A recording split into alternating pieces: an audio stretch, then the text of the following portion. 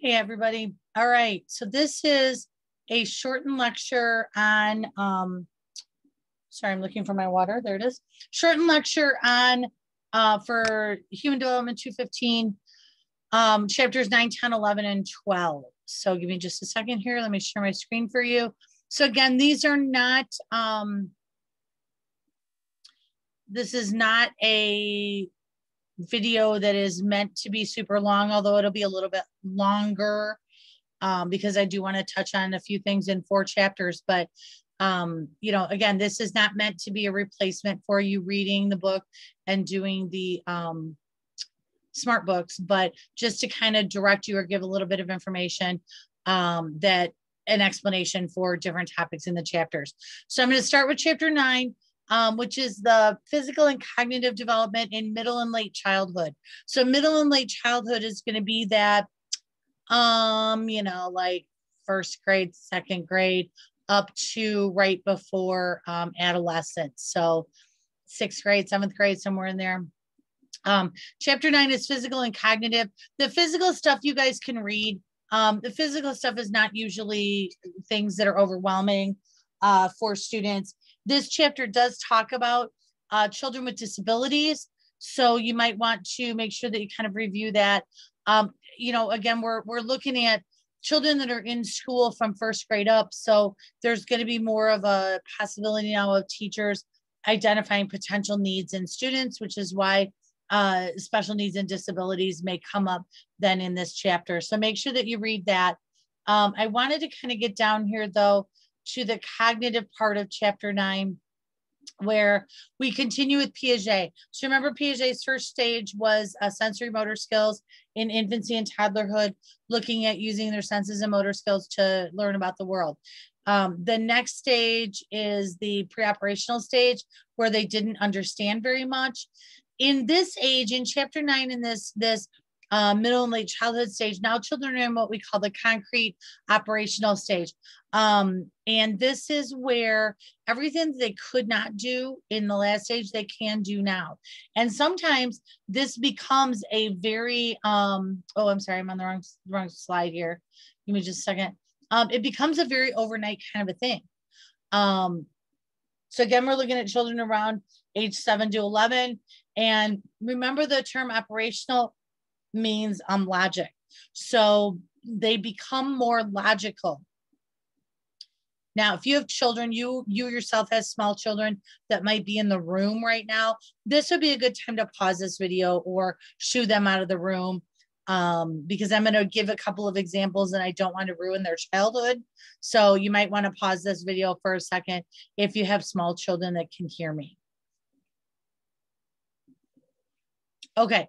So hopefully you got them out of the room, because I don't want to be responsible for bursting some childhood bubble here. When we're looking at the idea of being logical, one of the things that will happen, and one of the easiest examples is this idea where children that are in this age group will start to question things, and things that they start to question: Santa Claus, the Tooth Fairy, you know, the Easter Bunny, the leprechauns, you know, all of that stuff. And the reason that they're doing that is because they are becoming more logical. They start to think, can a fat man really come down a chimney? You know, can a bunny really hop all over the world and deliver Easter baskets and that sort of stuff? Is there really a leprechaun? You know, and I know some elementary teachers that will go like to major extremes of like even, you know, green glitter in their classroom to try to convince children that there was a leprechaun in the room. You know, as they get older, yes, you only have a few years where they believe this stuff, but as they start getting older in this age group, they're going to start to become more logical, which means they're going to question that stuff. Even things like magic, they won't just accept it. They'll see it as some sort of a trick or some sort of they know that isn't logical, that something floats over, you know, a table, but they won't really have an explanation for it. So they'll talk about it, you know, being magic or being some sort of a trick. Those are the signs that children are starting to become more logical. The other things that they do, for example, this idea of seriation and transitivity, they start to be able to order things along a quantitative dimension, and that they can combine things. So for example, You know, they can see that, you know, maybe an example is you have three things, A, B, C. Maybe you have line A, you know, A is longer than B and B is longer than C. They can order those, and then to be able to kind of understand it, then they can rationally think, if A is longer than B and B is longer than C, then A must be longer than C. So it's part of that developmental kind of logic that happens. Can they combine relations to understand certain conclusions? Is this idea of transitivity, what I just said.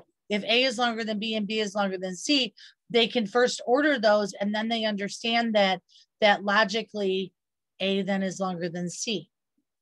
They start to put things together. So one of the big things I see, I have a little sixth grader that I work with 5 days a week with some pretty significant learning disabilities. But one of the things for this particular student is that, you know, we can go over things in math and all of a sudden it will just make sense because, you know, we did it so much. But then this little student is able to, which is great, is able to understand that, you know, subtraction undoes addition, or that division undoes multiplication, and start to very basically, you know, kind of combine what he already knows. So those are some of the changes that happen in this age group. They just become more logical, therefore they start to question. We want them to be more logical. We want them to start to question things. So that's a little bit about Piaget. Information processing, again, I feel like this is a very computer kind of compartmentalized theory, but there are some, I think, some significant things with information processing in this age group. One of the things is they start to work on their ability to focus and sustain attention on things. You hope, although sometimes that doesn't happen. You know, that they have a working memory, that they remember that the teacher said something in class and they get home and they can remember the directions or things like that. You'll see a lot of times in this age group where teachers will start with an agenda planner and you know, help them start to work on how to remember things, how to organize things, that sort of thing. When they're trying to remember things, there's many ways to remember things. I know for my kids, repetition is big for them. So if we were going over spelling words, we would spell one word, then we would spell the next word, then we would go back and spell the first word, then we would spell the second word again, then we would go on to the third word and back to the first and the second and the third, then on to the fourth, and so on. Elaboration, you know, if you elaboration involves this idea of how to associate things. How can you make a relationship between the information that you're trying to remember and something that is familiar to you? Again, my little guy that I work with, he loves hockey. So anytime I can relate something to hockey, he will, he'll understand it better. Doesn't mean that I might be relating social studies to hockey. Doesn't matter. It's whatever is significant for you that can help you remember information. You guys know this. You do this when you study for tests. You know, you try to think of how you're going to remember things and what works best for you. You know, fuzzy trace theory, honestly, my professional opinion is trying to remember things word for word is not the best way to remember things. But some people are really good at that. Actors and actresses, for example, you know, I'm just thinking back to a episode of Friends where Joey's trying to remember some things, and it was some medical things when he was on Days of Our Lives. He had no idea what it meant, but he was actually able to give you an example of how you just kind of remember things word for word or verbatim, and you really have no idea what they mean. So those are like actors and actresses tend to sometimes just be able to have this power to be able to remember things word for word. For most people, if you can relate to it, you're going to remember it in more than something that you cannot relate to or something that you don't understand or even care about. We want them to start thinking critically. We want students to get past this, this just like a definitional type of a test, or just remembering very basics. We want them to start pulling information from other areas, from other things that they know, to try to solve problems. It's one of the things that as educators, we have to remember that there's more than one way to learn, and there's more than one way that children learn. And there's, it's not just word for word, but one student might take notes on everything, where another student might take notes on just the things that they don't understand. That some students might do well with flashcards, where other students will do well with doing a project or verbally explaining things. So it becomes this idea of recognizing how students think, how people in general think, what works for them, and recognizing at this young age that there's more than one way to remember things. There's, again, the information here about your central executive and input and output, long-term, short-term memory. Again, I always think that that's pretty computerized and compartmentalized, but you can read that. Your book also talks about, in this chapter, intelligence and intelligence testing. And, again, this is a little bit more applicable for this age group, because you can look at a little bit more versus, trying to do an intelligence test on an infant. But there's different types of intelligence tests that you can read about, Stanford Binet as well, looking at what a normal bell curve is. And, is this really the way that we should be looking at outcomes? There's lots of discussion about that, but you can read the rest of that information in chapter 9. A couple things about bilingualism. If you are bilingual, good for you. You actually will do better on exams with like language exams and verbal testing. Those of you that are truly bilingual, that can flip from language to language, you are super impressive. I can barely, handle English once in a while, but, being able to flip from one language to another is a whole different cognitive process. And those of you that have had a second language and speak it very fluently, your ability to assess language in general, words, etc., is much higher. One of the things that we need to recognize with second language is that we need to be teaching it in the beginning ages, not having your first experience with the second language at high school. We really need to be working with children at a young age, even if it is just to get them the basics. They're more likely to remember things if they learned them as a young child. So that was chapter 9. Chapter 10, we'll get into the social emotional stuff for middle and late childhood. These chapters, social emotional chapter, isn't usually too heavy. This is going to look at a lot of personality development. It's going to look at the emotional development. Certainly, you're going to look at Erikson and Freud a little bit. This is a latency stage age for Freud. A lot of development of self as well in this age group. I think we just have one Erikson stage in here. So the biggest Erikson stage in this age group is this idea of industry versus inferiority. So remember, you had Erikson, trust versus mistrust, then autonomy versus shame and doubt, and initiative versus guilt. So if children were allowed at the younger age to take the initiative on things and to try new things, when they get to school, is now this idea of industry versus inferiority. Are they going to go in feeling industrious? Are they going to go in feeling like they can keep up and compete? Or are they going to feel inferior to each other? Great example of this. I've actually homeschooled my daughter for the last 4 years. She went to school regular school up until 4th grade. I pulled her out 5th, 6th, 7th, and 8th, and we homeschooled. This year, she went to a local school just for 2 classes. So she went in the morning. Every day she goes in, first hour. She has a different class when they rotate. She takes 2 classes. They're on an AB schedule.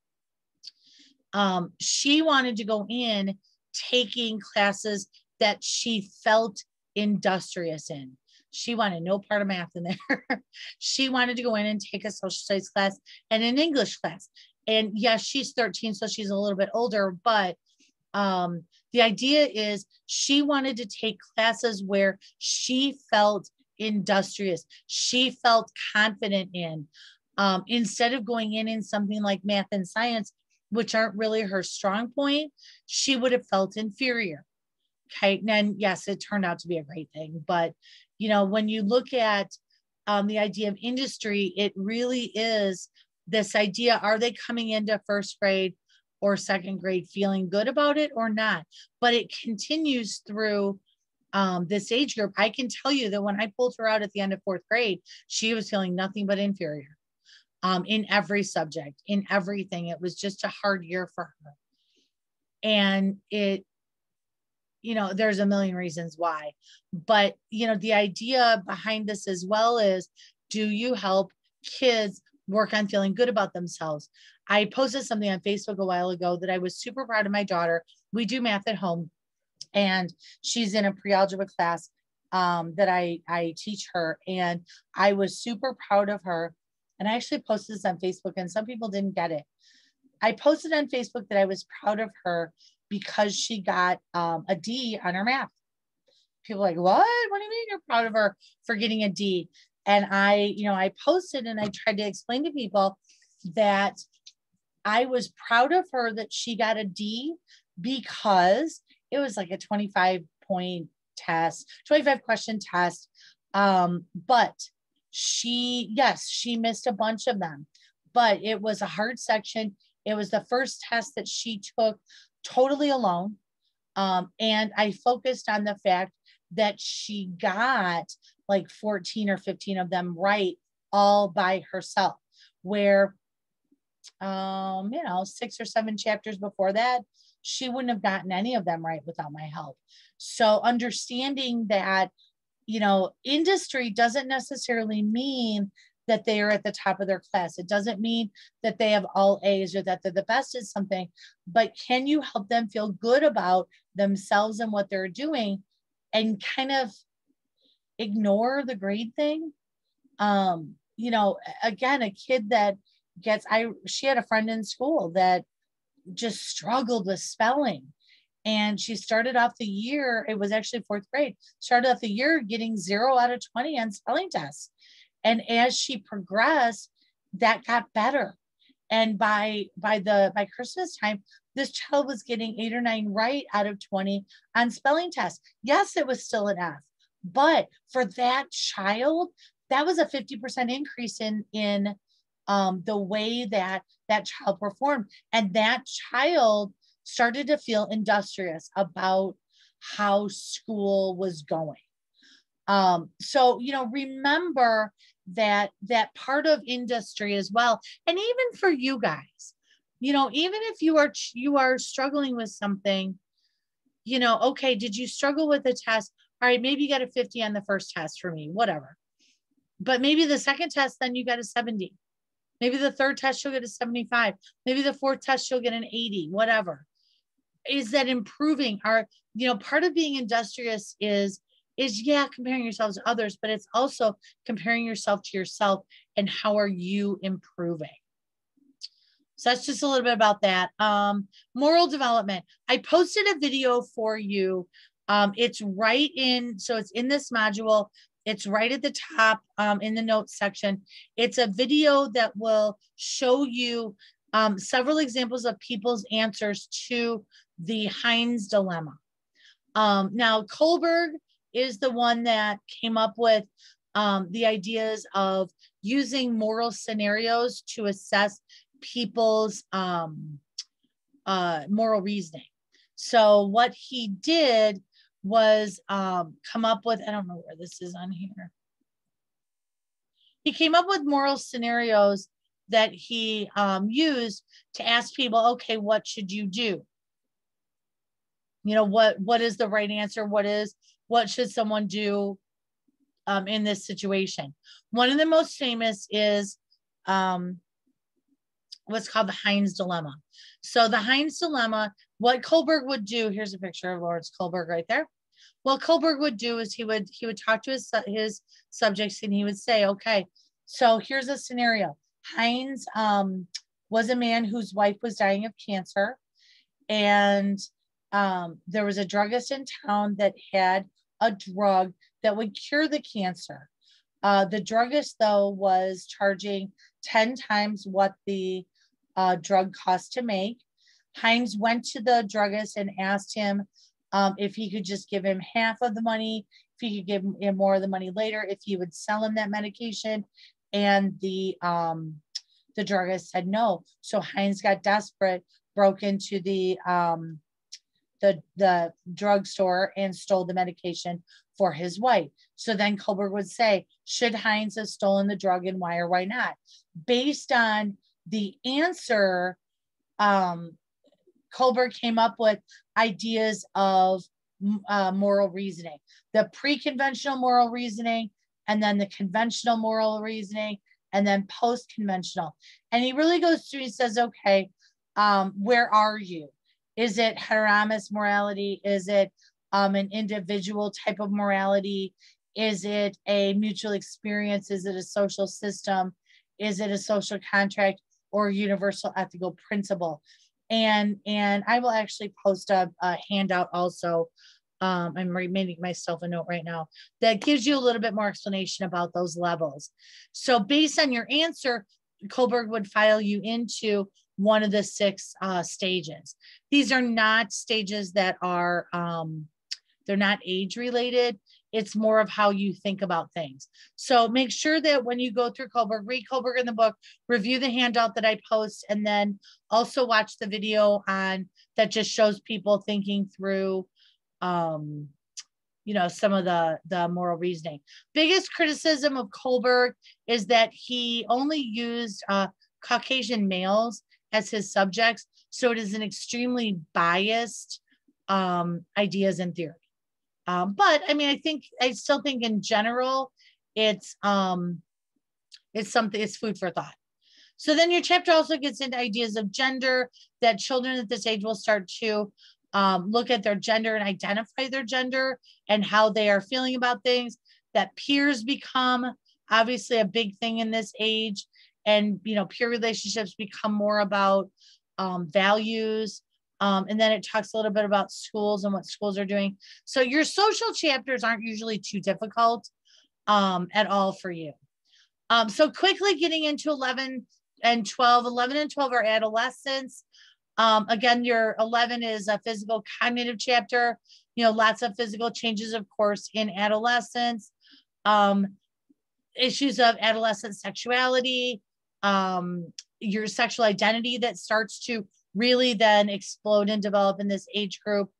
Looking at as well adolescent health issues, substance abuse, eating disorders, etc.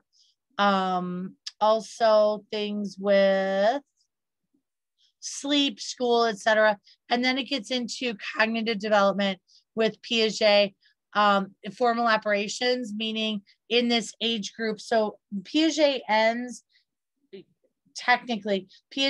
in adolescence, meaning the last stage is formal operations that starts in the teenage years and goes on. Your next cognitive chapter, they will talk about the idea of a potential 5th stage of Piaget. But right now we're just looking at formal processing. Our young people in this age now able to think outside of the box and apply things from different perspectives. Think about getting into a debate with someone, or taking a class in, taking a class in philosophy, where you need to kind of pull different views and ideas from different spots to come up with an argument. Piaget stage in this age really isn't too difficult. It really just looks at how the thought process grows and develops. A lot of things in here about adolescent egocentrism, that the world is about them, that adolescents definitely feel, on stage, that they feel that they are invincible, those kinds of things. But then also the importance of extracurricular activities and those kinds of things. Now, if you choose to do the adolescent option of your paper, you're going to use these two chapters, 11 and 12. And if you're going to do adolescence for your paper, you need to make sure that you have the specifics. So for the physical part of your paper, use the first part of chapter 11. And so that's going to be down to, so for the, if you're choosing adolescence for your paper, the physical part of your paper needs to be slides 1 through 32. And then the cognitive part needs to be 33 to the end. And then the social part will be the next chapter. So if you are going to do adolescence for your paper, once you get through 12 and 13, or excuse me, 11 and 12, you can write your paper. But make sure that you are using the information from those chapters in your paper. Chapter 13, make sure that you keep it straight, or excuse me, chapter 12, make sure that you keep it straight. Don't put information from chapter 12 into a physical or a cognitive section of your paper. Make sure that it's the social emotional part of your paper. And again, this is about self-esteem and identity. So be careful with the identity thing when you discuss that if you're choosing the adolescent option. Sexual identity is a physical topic, and then other issues about identity, self-identity, come up in the social part.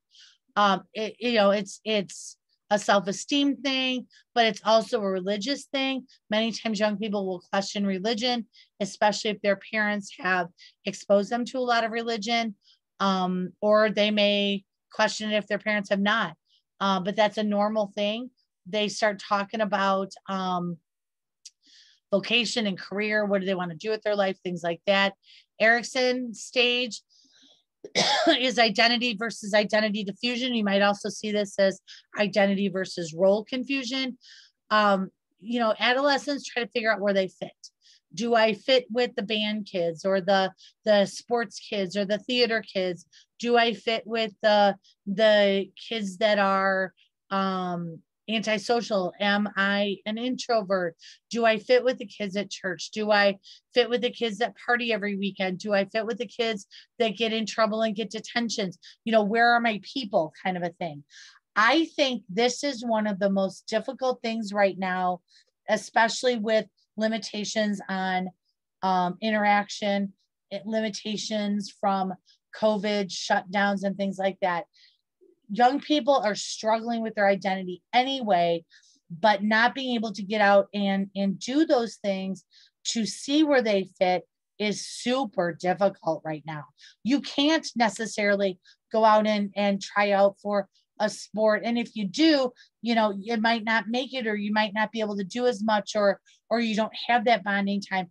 I know there's kids that are looking at trying to return to theater, but they're not going to be able to do all the things that they used to be able to do. And they're going to practice at different times in their distance and their masked. And, all these changes affect how kids and young people kind of process their identity. It's hard for people to find their people right now. Not just for teenagers, but for adults. If you're told you can't do this, you can't do that, you can't go to your church, that you have confirmation of religious services or CCD or whatever it is online, it's a very different process than being with people face to face. This also talks about statuses of identity and being able to look at how you see yourself. Do you see yourself as good in an area, not so good in an area? This chapter also focuses on ideas with families, that parental monitoring, information management. I am raising my daughter now. She'll be 14 in the summer versus raising my son. He will be 28 in March. Two very different sets of parental issues for raising children. My son he got a cell phone, when he was in 8th grade, but we didn't have all the social media stuff back then that we do now. And, you know, trying to monitor some of those things while also giving your children, you know, freedom to make decisions. You know, I will say it, raising a boy is different than raising a girl. It is. And, you know, I have friends that are trying to raise children who are struggling with their gender identity, and their sexual identity. It is a whole new world than it was 15 years ago. Just the things that are out there, the risks that are out there, you know, some of the social things that are out there. It's a hard world out there, as you all know. So again, it talks about some family issues in this chapter, conflict. If my daughter actually voluntarily cleaned her bedroom, I wouldn't know what to do. Let's see. So just kind of looking at, you know, peers, friendships. Peers become much more important, but what tends to happen now is you have this close group of people that you trust that are your people. You may know a lot of people, but you know, that your friendships are just different in the adolescent years. And you know, there's a lot of drama and good grief. But I also think there's a lot of drama because there is social media and different things out there that can fester that. And then again, just issues of dating in gay and lesbian youth, and just adding that additional layer of struggle on for them, of not only struggling just in air quote normal teenage stuff, but then also trying to navigate through questioning your sexual identity, you know, and those kinds of things.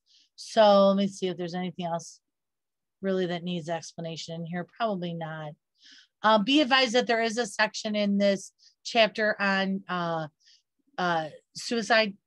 And I need to get back to my screen here. Hang on a second. I accidentally got out of my screen share. There we go. Where are they? I'm looking for my meeting control page and I'm not finding it. It's not there. Excuse me. I'm sorry. I got out of my screen share and oh, there it is. There it is. Sorry. I see it now. It's Saturday. Sorry. Okay. So that should be a little bit helpful then for 9, 10, 11, and 12. Again, reach out if you have questions on things. Yeah, I guess that's all. Yeah, I think that's it. All right, guys, you have a good week and reach out if you need something. Have a good day.